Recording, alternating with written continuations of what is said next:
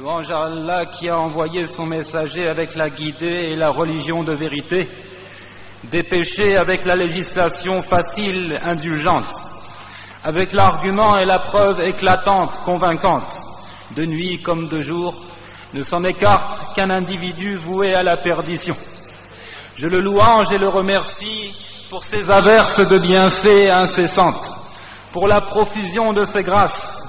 Je témoigne qu'il n'y a pas de divinité vraie excepté Allah seul et sans associé. Et je témoigne que Mohammed est son serviteur et son messager. Il n'est pas un bien pour la communauté sans qu'il ne l'ait indiqué, et pas un mal sans qu'il n'ait mis en garde contre son accomplissement, qu'Allah prie sur lui, sa famille et tous ses compagnons. Suite à quoi, craignez Allah comme il se doit d'être craint, et ne mourrez pas autrement qu'en serviteur soumis à Allah. Craignez-le et montrez-vous pieux et vertueux, cela en appliquant ses prescriptions et en s'écartant de ses interdits.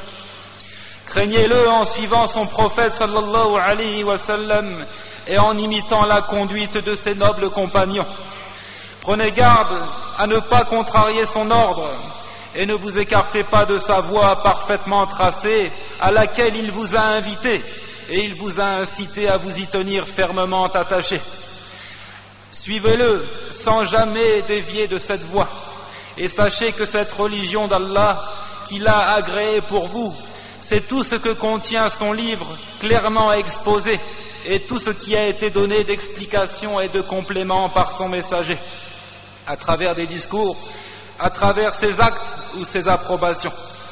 La religion d'Allah est celle du juste milieu. N'exagérez donc pas en cela, en trop ou pas assez. Pas d'ajout ni de diminution possible. Et ô combien d'individus ont passé les limites fixées et ont fini par déraper. Et ô combien ont pris la chose à la légère, abandonnant les obligations, commettant les interdits. Ceux-là s'imaginent être bien guidés, ils disent « la foi est dans le cœur ». Ils comprennent par là que l'on peut se libérer de tout attachement aux obligations dictées par la loi, ce qui est une erreur évidente. La foi est ce qui est honoré et vénéré par le cœur et qui est également confirmé par les actes. Le Très-Haut dit « il ne leur a été commandé que d'adorer Allah » lui vouant exclusivement le culte avec sincérité, et qu'ils établissent la prière, et qu'ils versent l'aumône obligatoire, et voilà la religion de droiture. Celui donc qui ne prie pas, et ne verse pas l'aumône, où en est-il de la foi? Et dans le récit authentifié, le pacte qui existe entre nous et eux, c'est la prière. Celui qui l'abandonne a certes mécru. C'est pourquoi les érudits ont dit qu'Allah leur fasse à tous miséricorde.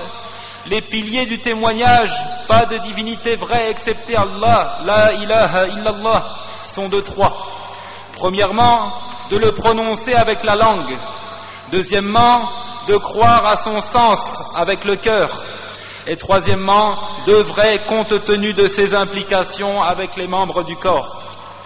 Celui donc qui lâche les brides de l'islam en délaissant les obligations telles que la prière et le versement de l'impôt légal et le jeûne, plus encore, il commet des interdits tels que l'associationnisme, c'est-à-dire de donner un égal ou un associé à Allah dans ses noms, dans ses attributs, dans ses actes, dans son droit exclusif à l'adoration.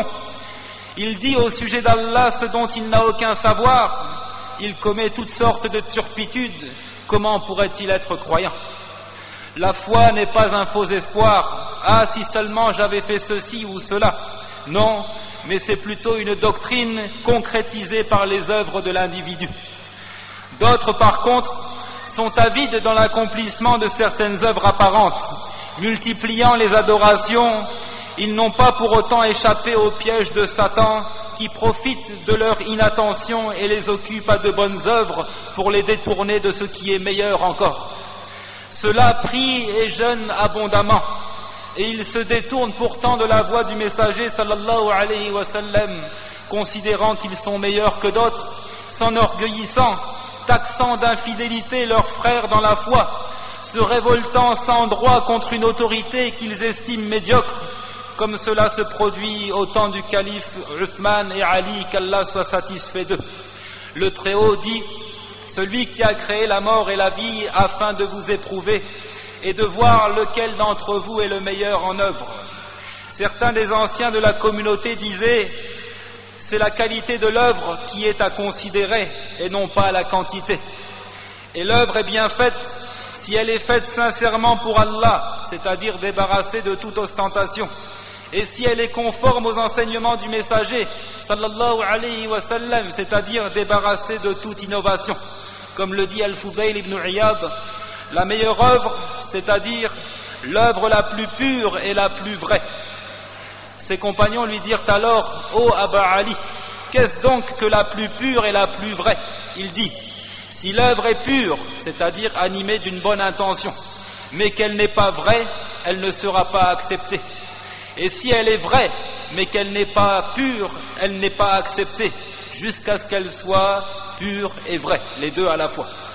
Pure signifie qu'elle soit faite pour Allah exclusivement, et vraie signifie qu'elle soit conforme à la tradition du prophète sallallahu alayhi wa sallam. Puis il récita la parole du Très-Haut: quiconque donc espère rencontrer son Seigneur, qu'il fasse de bonnes œuvres et qu'il n'associe dans son adoration aucun autre à son Seigneur.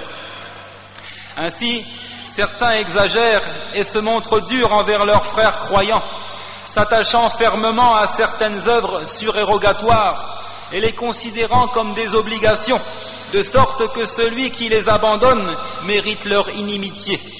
Il se peut même qu'ils désertent certaines mosquées à cause de ces légers différends, refusant de prier derrière ceux qui les contredisent sur des questions juridiques d'ordre secondaire, ou parce que n'ayant pas la foi nécessaire, ces derniers abandonnent certaines œuvres à l'accomplissement préférable, c'est-à-dire surérogatoire.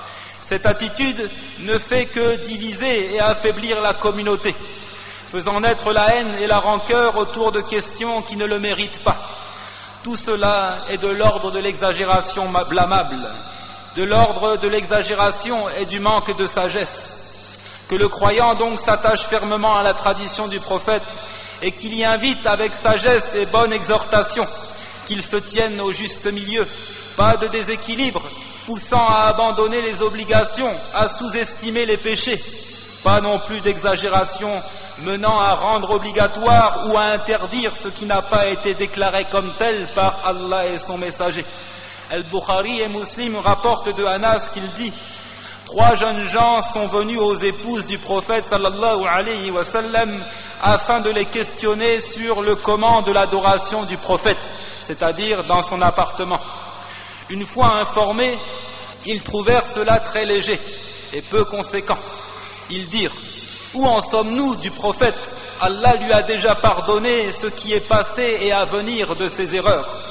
L'un d'eux s'écria alors: quant à moi, je me tiendrai debout en prière toute la nuit et pour toujours.